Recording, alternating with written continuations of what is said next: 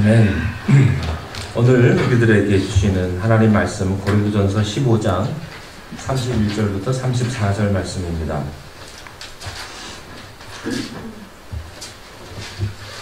고린도전서 15장 31절부터 34절 말씀까지를 제가 봉독해 드리겠습니다.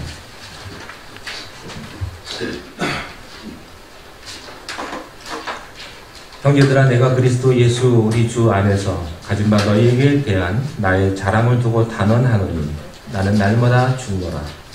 내가 사람의 방법으로 에베소에서 맹수와 더불어 싸웠다면 내게 무슨 유익이 있으리요? 죽은 자가 다시 살아나지 못한다면 내일 죽을 터이니 먹고 마시자 하리라. 속지 말라. 악한 동무들은 선한 행실을 더럽히나니 깨어 의를 행하고 죄를 짓지 말라. 하나님을 알지 못하는 자가 있기로 내가 너희를 부끄럽게 하기 위하여 말하노라. 아멘.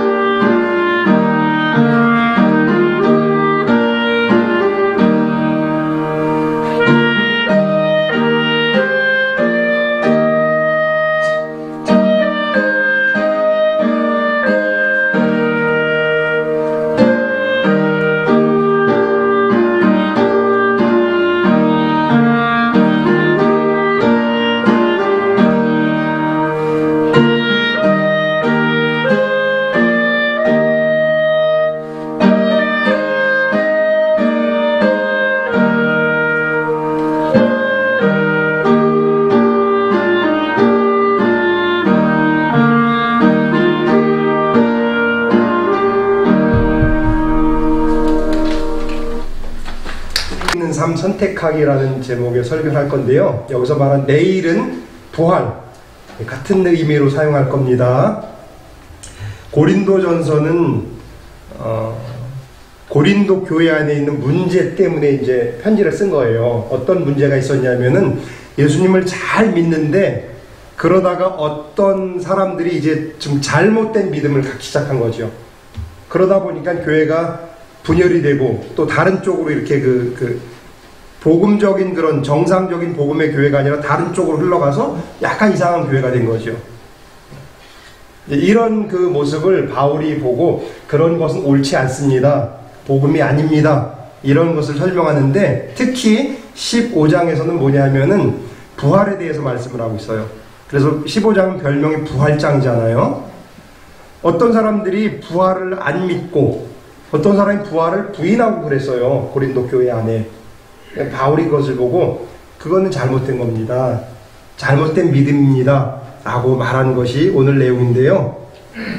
설교를 먼저 요약해 드릴게요. 부활도 선택을 해야 된다는 말씀 드리고 싶어요. 선택. 우리의 선택. 그걸 말씀드릴 겁니다. 한국에서 한동안 저녁이 있는 삶 이런 말이 많이 나왔었어요.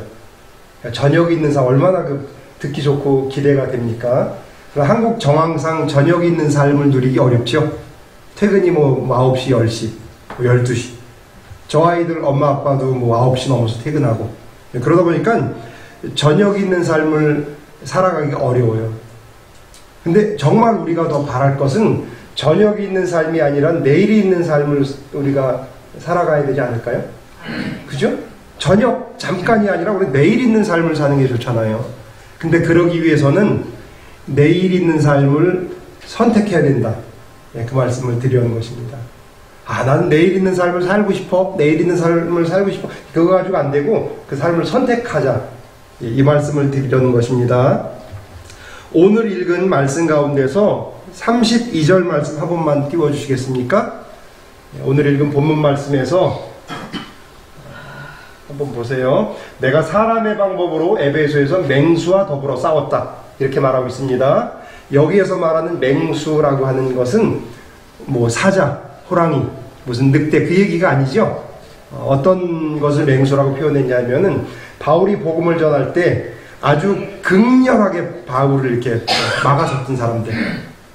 바울을 막 맞서가지고 복음을 전하지 못하도록 굉장히 많이 박해하고 방해했던 사람들을 맹수, 그들과의 싸움을, 복음의 싸움을 저렇게 맹수와 더불어 싸웠던 싸움이다라고 바울이 말하고 있는 것입니다. 이게 어떤 정황이냐 하면은 바울이 전도여행을 하다가 이제 세 번째 전도여행입니다. 전도여행을 쭉 하다가 에베소 지역에 도착했어요. 지금의 터키 에베소 지역에서 복음을 전하는데 거기에 있는 그리스도인들을 만났어요. 에베소 성도들을 만난 거죠. 그래서 에베소 성도들하고 교제를 하다 보니까 이 사람들이 성령을 알지 못한 채로 예수를 믿고 있네? 이걸 알게 된 거죠. 원론적으로 말하면 성령을 모른 채는 예수를 믿을 수가 없어요. 우리는 전부 다 성령께서 우리 안에 계셔서 예수를 알려주고 우리의 걸음을 이끌어주시고 그러지 않습니까? 근데 성령이 없이 예수를 믿어. 열심히 있을 때는 예수 믿는 것 같은데 열심히 좀 식어지면 언제 예수 믿는 사람인지 이해 안 돼요. 근데 에베소 교인들이 그런 상태였다는 거죠. 그래서 바울이 이분들이 성령을 아직 모르고 있구나 하면서 복음을 전하기 시작했습니다. 바울이 고린도에서 전하는 복음은 딱 두 가지로 요약할 수 있는데 하나는 성경대로 예수께서 오셨습니다. 그걸 말한 거고 또 하나는 성경대로 예수가 죽었다가 부활하셨습니다. 이게 고린도서를 통해서 전하려고 하는 바울의 복음이에요. 복음. 근데 이 사람들이 그 복음의 내용을 몰라가지고 성령을 몰라서 이제 복음을 전하는 가운데 성령이 임하게 된 것이죠. 그래서 예수 그리스도 이름으로 세례를 받게 되고 그 다음에 바울이 안수를 하자 성령이 임하게 된 거예요. 사도행전에 있었던 것과 똑같은. 그래서 사람들이 방언을 하고 예언을 말하고 막 여러 가지 놀라운 일이 벌어진 거지요. 그런 과정에서 사람들이 점점 이제 복음이 이렇게 예수를 믿고 성령을 경험하고 복음이 확장되기 시작했습니다. 에베소가 막 그 발칵 뒤집혀지기 시작한 거죠. 그러다 보니까 문제가 생겼어요. 어떤 문제냐면은 에베소는 아데미라고 하는 여신을 섬기는 그 지역이었어요. 다이애나, 달의 신이죠. 달의 신. 그러니까 다산, 출산에 관계되잖아요. 달. 그러니까 이런 그 신을 섬겼던 도시이기 때문에 곳곳에 그 아데미에 대한 신상과 뭐 신전과 아데미에 관계된 물건을 파는 뭐 굉장히 그 아데미를 중심으로 한 그런 사업이 번성한 도시였습니다. 근데 바울이 거기에다가 예수 그리스도가 참 신입니다. 예수 그리스도를 믿어야 됩니다. 아데미를 섬기는 것은 옳지 않습니다. 이런 거, 우상입니다라는 것을 전하고 이게 확장이 되자 아데미를 이유로 해서 경제 활동을 했던 사람들은 이제 위기감을 느끼게 되는 거죠.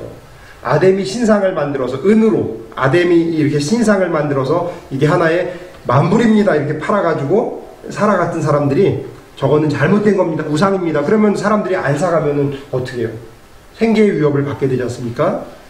그러다 보니까 사람들이 술렁술렁 내면서 데메드리오라고 하는 사람이 나타나서 이제 바울을 막아서는 거죠. 이 사람은 은으로 아데미 신상을 만드는 사람이었어요. 그러니까 이 사람이 막아 나선 거죠. 그러면서 사람들에게, 동료들에게 이제 충동질을 하기를 바울이 저렇게 이야기하면은 우리가 하는 직업이 업신여길 수 있고 없어질 수도 있어. 그리고 더 큰 문제는 우리의 신 아데미가 모욕을 당하고 있지 않냐. 이거 우리가 막아서야 되지 않겠어 하면서 사람들이 막 이렇게 같이 힘을 합쳐가지고 이제 바울을 반대하고, 예, 그런 그 과정, 그 싸움을 맹수와 싸운 것이라고 이제 바울이 표현한 거죠. 근데 조금 더 말씀드리면 어떤 정도로 에베소가 뒤집혀졌냐면요.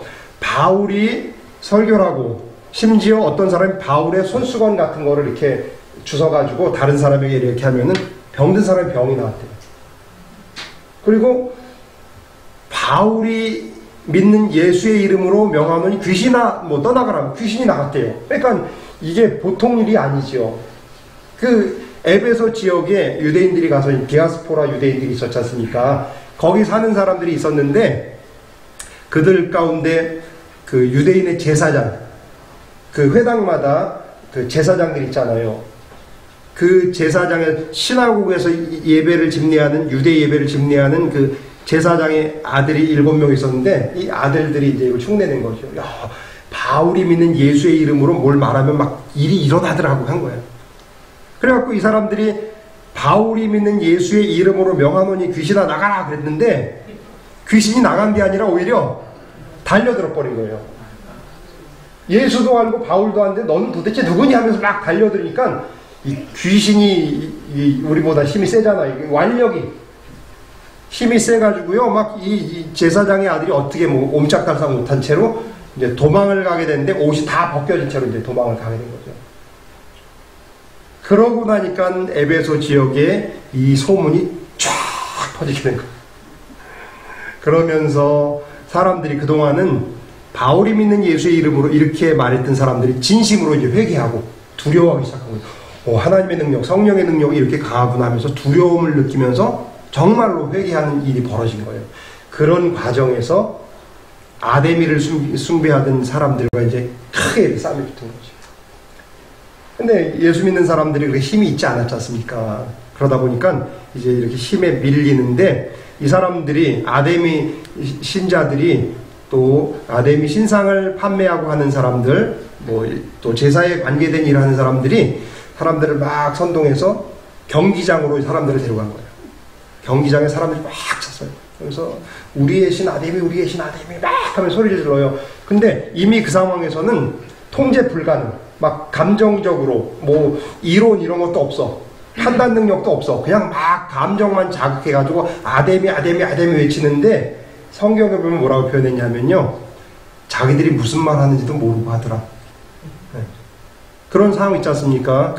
이게 뭔가 그래도 생각을 가지고 하면은 괜찮은데 생각 없이 막 웅성웅성 되면은 두려워지기 시작해요. 폭동이죠, 폭동. 지금 그 상황이 벌어진 거예요.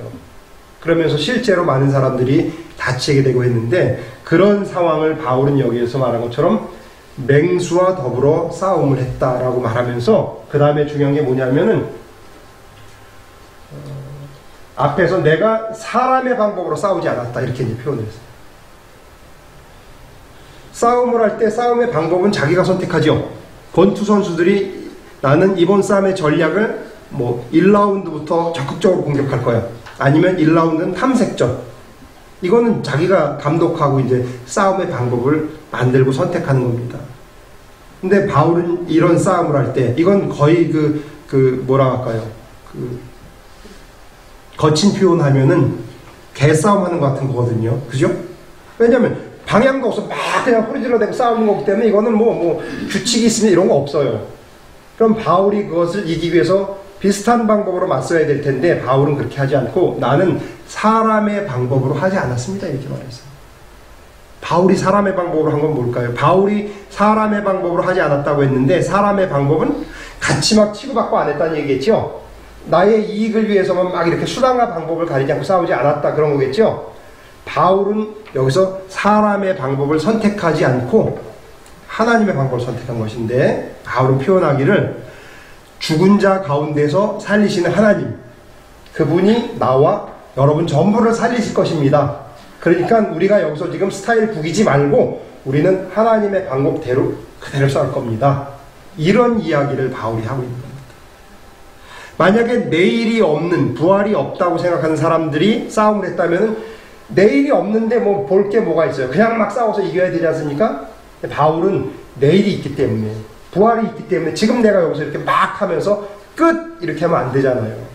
그러니까 내일이 있는 사람답게 내일이 있는 싸움을 살아간 거죠. 내일이 없는 사람의 모습을 바울은 여기서 어떻게 표현했냐면요. 두 단어로 먹고 마시자 이렇게 표현했어요. 내일이 없는 삶은 그냥 먹고 마시면 돼. 그러니까 그게 끝이에요. 뭐를 준비하고 이럴 필요도 없어요. 그냥 먹고 마셔. 성경에 그런 말이 있습니다. 너희가 온 천하를 다 얻어도 너희를 잃어버리면 무슨 소용이 있냐? 그죠?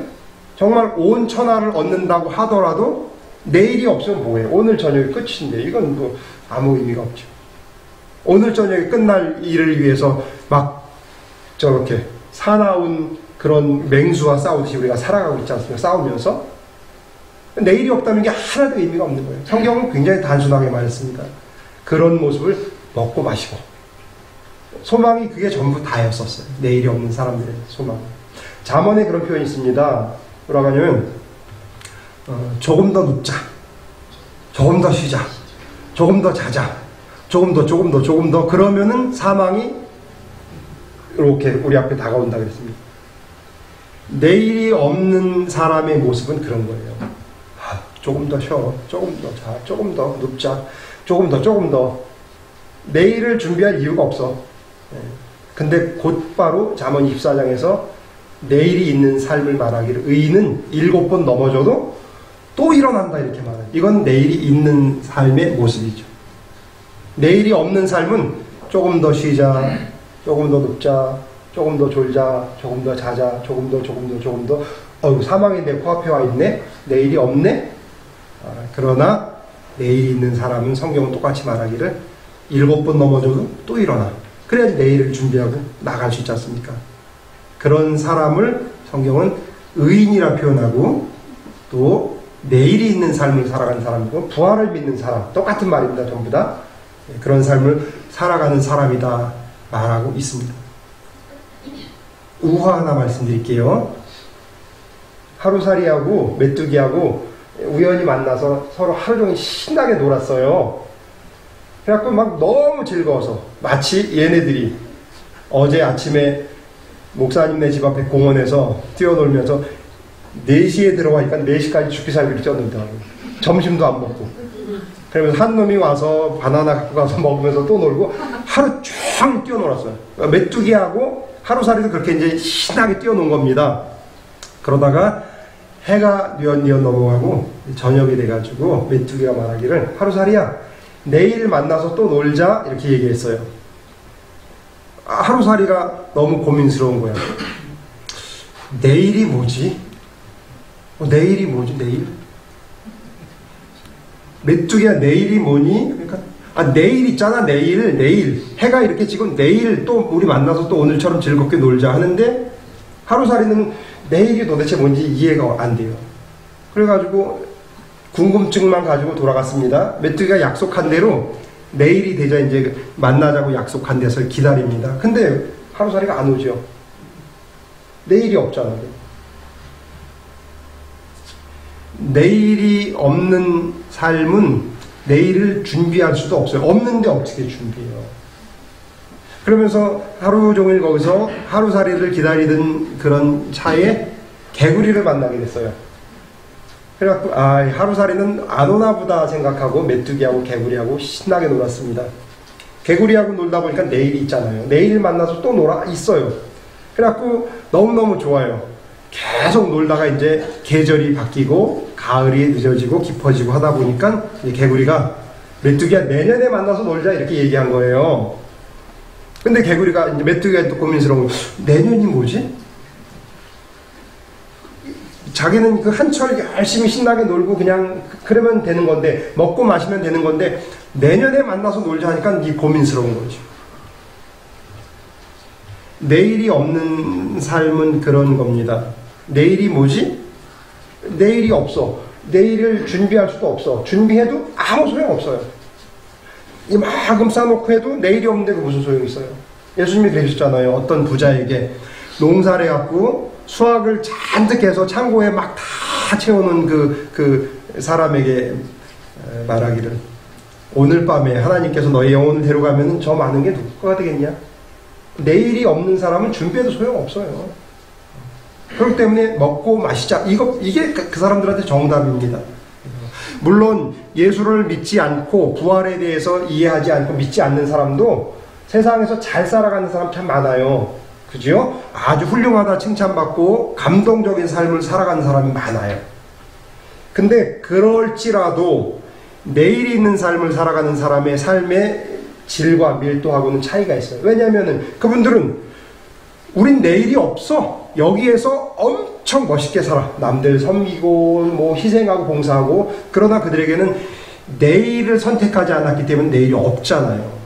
그러나 우리들은 전부 다 그렇게 큰 희생하지 않을지라도, 그렇게 막 뭐 여러 가지 우리를 막 다 내어주면서 하지 않을지라도 내일이 있기 때문에 우리의 삶은 밀도가 다르다는 거죠.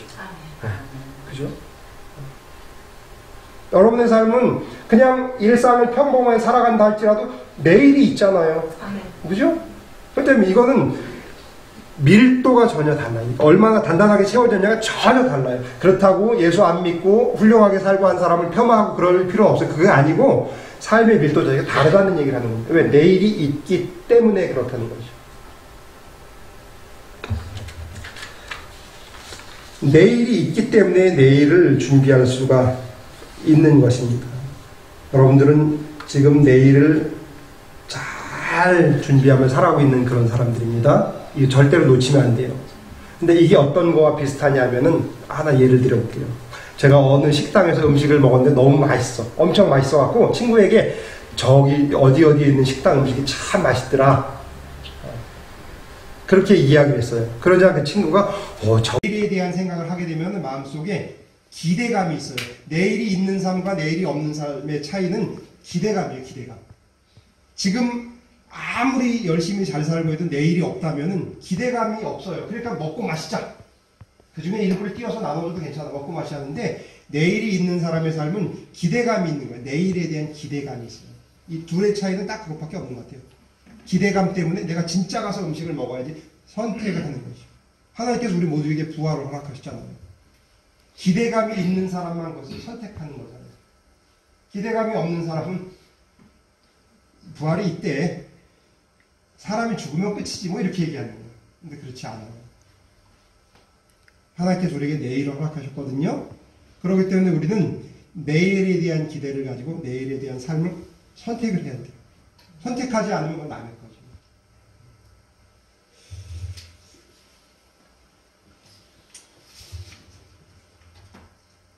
어떤 사람은 이렇게 얘기해요. 우리가 무슨 자격도 없는데 그래요. 아니, 그렇지 않아요.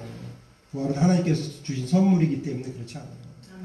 선물은요, 받을 자격이 있어 받는 게 아니에요. 그죠? 뭐 받을 자격, 오늘 보니까 아이들이 이런 동전을 하나씩 들고 있더라고요.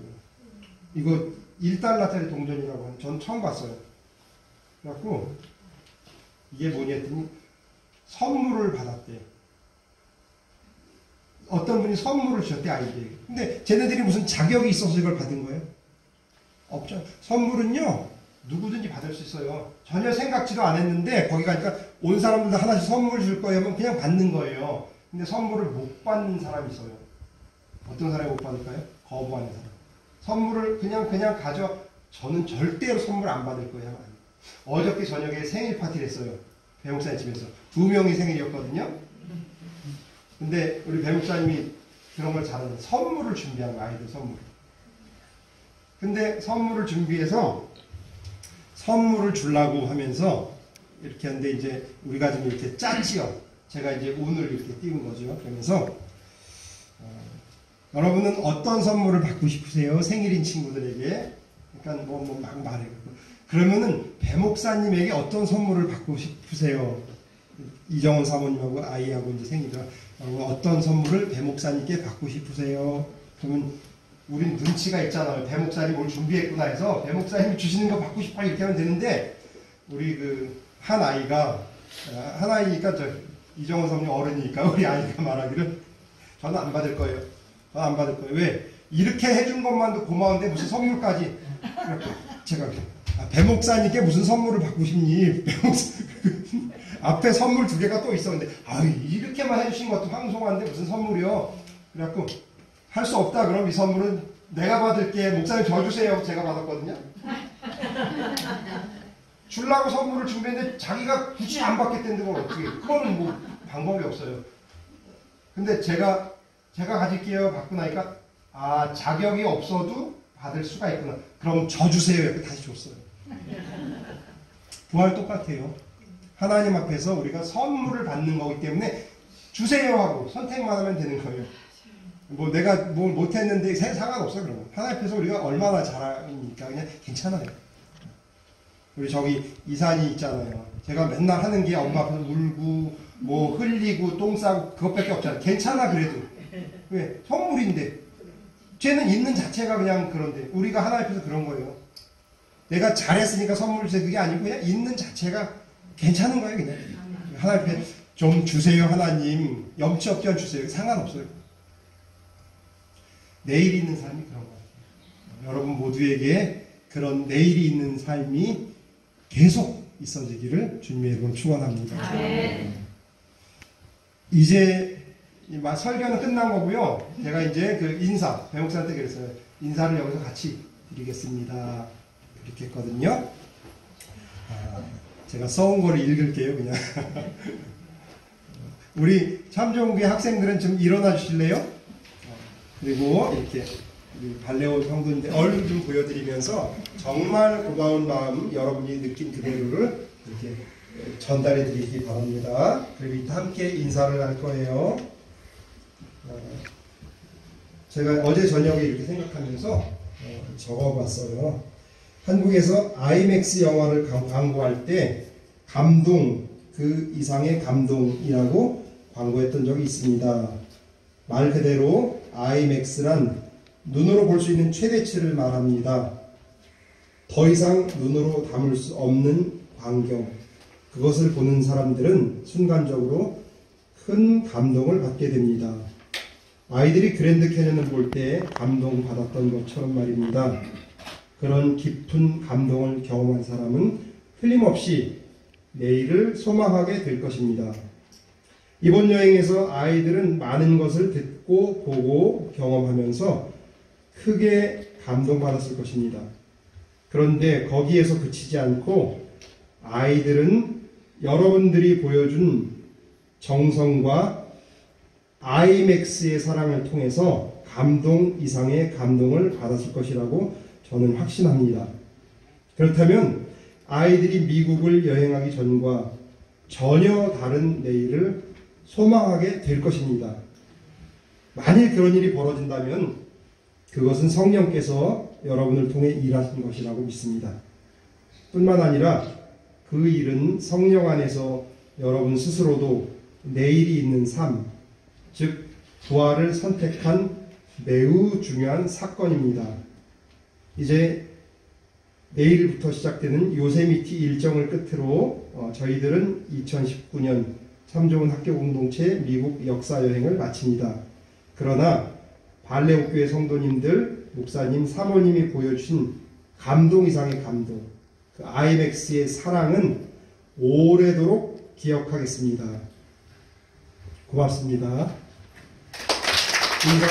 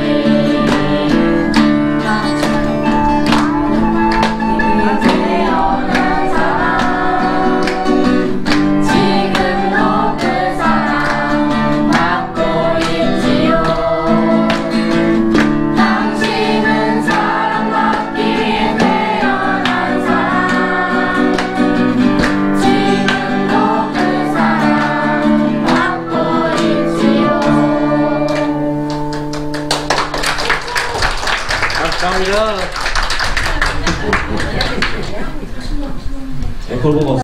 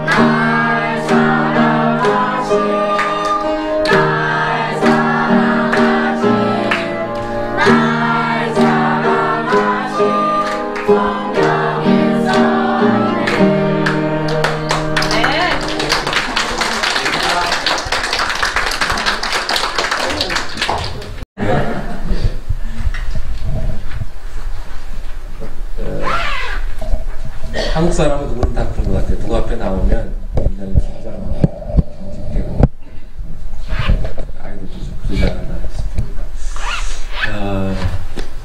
감사하고 다음에 또 만날 수 있는 시간이 있으면 또 만나면 좋겠습니다. 다음에 또 올 거예요? 네. 누구 마음대로. 네, 다음에 또 오면 환영할게요. 또 오세요.